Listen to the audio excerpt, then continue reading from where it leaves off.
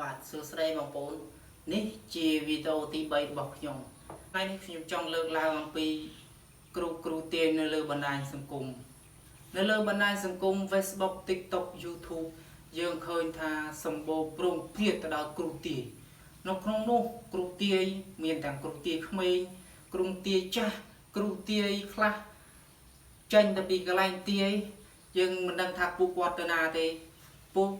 អាចទៅការ៉ាអូខេទៅនេះទៅនោះប៉ុន្តែអាហ្នឹងវាជាសិទ្ធិរបស់គាត់វាជាសេរីភាពរបស់ពួកគាត់ក៏ប៉ុន្តែដែលយើងមើលឲ្យជ្រៅទៅគឺឃើញថាពួកគាត់ម្នាក់ទូទាយអ្នកខ្លះប្រឹងនិយាយអំពីគុណវិបត្តិរបស់ឆ្នាំនីមួយដើម្បីធ្វើយ៉ាងណាបំភ័យទៅនឹងអ្នកដែលកើតឆ្នាំហ្នឹងអូអ្នកនេះឆុងនេះហើយអូអ្នកនេះឆុងនឹងនោះអ្នកនេះត្រូវឆុងនឹងឆ្នាំនេះអ្នកនេះត្រូវឆុងនឹងឆ្នាំនោះដូច្នេះបងប្អូនត្រូវទិញនេះដើម្បីកាត់ឆុងត្រូវទិញនោះដើម្បីលាងសយត្រូវទិញពពែទៅទិញជៀមទៅដាក់ក្នុងផ្ទះត្រូវយកអំបិលទៅទិញតាមក្បួននេះតាមក្បួននោះដើម្បីកាត់ឆុងលាងសយរួចហើយបានហេងចូលមកវិញយើងឃើញថាទស្សនវិជ្ជាបែបនេះនៅក្នុងសង្គមខ្មែរវាពោពាហ៊ីហោមែនតើហើយមនុស្សមួយចំនួនអ្នកខ្លះគឺតទន់ទៅនឹងជំនឿពេលខ្លះជំនឿមិនមែនថាមិនឲ្យយើងមិនជឿទេប៉ុន្តែបើជំនឿទាំងឡាយណាដែលនិយាយទៅបំភ័យឲ្យតែយើងនិយាយទៅបំភ័យឲ្យតែមនុស្សយើងហ្នឹង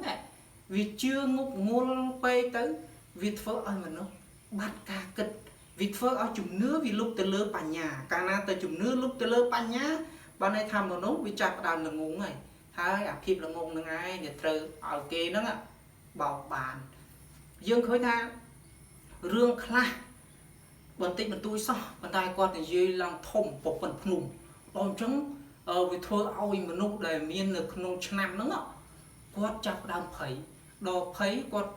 ចាប់ផ្ដើមសួរគ្រូថាត្រូវធ្វើយ៉ាងម៉េចធ្វើបែបនេះធ្វើបែបនោះរៀបចំបែបនេះរៀបចំបែបនោះដើម្បី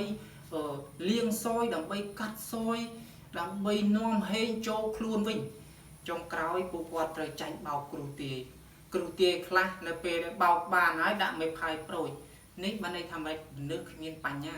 មនុស្សបាត់បង់សតិកាលណាតែមនុស្សបាត់បង់សតិហើយជំនឿចូលនៅក្នុងខ្លួនពេញហើយមនុស្សនោះបានន័យថាងាយប្រឈមទៅនឹងការចាញ់បោកគេហើយតែនឹងការចាញ់បោកគេយើងឃើញហើយអ្នកខ្លះចាញ់បោកអស់បន្តិចទេអ្នកខ្លះដល់មិនត្រឹមរាប់រយទេអ្នកខ្លះពាន់អ្នកខ្លះដល់ម៉ឺននេះហើយជាជំនឿប្រេះប្រាស់ពេលខ្លះខ្ញុំឃើញជំនឿនៅតាម Facebook យើងឃើញទាយលក់តរបស់លក់របស់យូរទៅខ្ញុំមានអារម្មណ៍ថាជួយខ្មែរយើងមួយចំនួនអ្នកខ្លះមិនដឹងចេះអីផងមកដល់ពាក់អីចេះអីអ្នកខ្លះលេងពាក់ទៅរួចដាក់ខ្សែកដុតធូបចាប់ដើមទាយដែរត្មងចេះតិចតួចទាយយកត្មងទាយយកលក់នៅលើបណ្ដាញសង្គមលក់របស់នៅលើអ៊ីនធឺណិតថាអូយគិតមើលទៅសង្គមខ្មែរអត់ថ្នាក់នេះភាសាអីមនុស្សយើងកាយជីវភាពតឲ្យស្អីគេធ្វើដែរអ្នកខ្លះចេះតិចប៉ុន្តែទៅអូបង្ហាញគេណោះប៉ុណ្ណាណីប៉ុណ្ណភ្នំមកដល់អញ្ចឹងទៅមនុស្សយើងវាបាត់បង់អាគុណធម៌នៅក្នុងខ្លួនវាបាត់ទៅភាពលោភលន់ចូលមកជំនួសគុណធម៌ដល់អញ្ចឹងទៅមនុស្សចេះតែធ្វើបាតណាបាតណីទៅខ្ញុំមើលសង្គមខ្មែរយូរទៅយោអាសូរណាស់ពេលខ្លះពីមុនខ្ញុំជឿដែរណាពីមុន4-5 រៀល 4-10 រៀលទេប៉ុន្តែយូរទៅគេអត់ឃើញមានប្រសិទ្ធភាពអីផងបើអញ្ចឹងអាចជំនឿនោះវាលែងមាននៅក្នុងខ្លួនរបស់ខ្ញុំអស់លលីងអញ្ចឹងបានថាសរុបមកបើសិនបើបងប្អូនជឿទៅលើអ្វីមួយកុំឲ្យជំនឿហ្នឹងវាលុបទៅលើការគិតរបស់យើងពេកតែកាលណាវាលុបទៅលើការគិតរបស់យើងពេកយើងងាយនឹងប្រឈមទៅនឹងការរងគ្រោះហើយពេលខ្លះយើងត្រូវសួរនាំគេដែរណាមិនចេះតែនិយាយទល់មុខទៅពីអ្នកគ្រូចុះឡើងគ្រូនោះបញ្ចុះបានបណ្ដោយបើអ្នកខ្លះចាស់ខ្លះឆោតអស់លុយអស់កាក់ទៅហើយបើស្រីសេកក្មេងស្រីខ្លះឆោតចាញ់ឆោតខ្លាចគេខ្លាចគេហៅថាសយនឹងឆុងខ្លាំងអស់ខ្លួនប្រានជាមួយនឹងគ្រូនោះទៅអញ្ចឹងបានន័យថាមនុស្សយើងមិនពេលខ្លះយើងត្រូវគិតណាបាទមិនមែនចេះតែសម្រេចចិត្តទៅធ្វើតាមគាត់ទៅហើយ ធ្វើតាមនេះទៅធ្វើតាមនោះយើងអាចពេលខ្លះយើងសួរអ្នកចិត្តខាងសួរបងប្អូនយើងទៅបើយើងមិនចេះតែសម្រាប់ចិត្តធ្វើអីមួយពេលផ្ដាស់ឆុងអស់លីងមិនដល់អញ្ចឹងមិនអស់ពេលខ្លះមិនអស់ទៅបោះខ្លួនឯងអស់ទាំងបងប្អូនខ្លួនឯងទៀតអញ្ចឹងវីដេអូនេះខ្ញុំមានតែប៉ុណ្្នឹងខ្ញុំចង់និយាយថា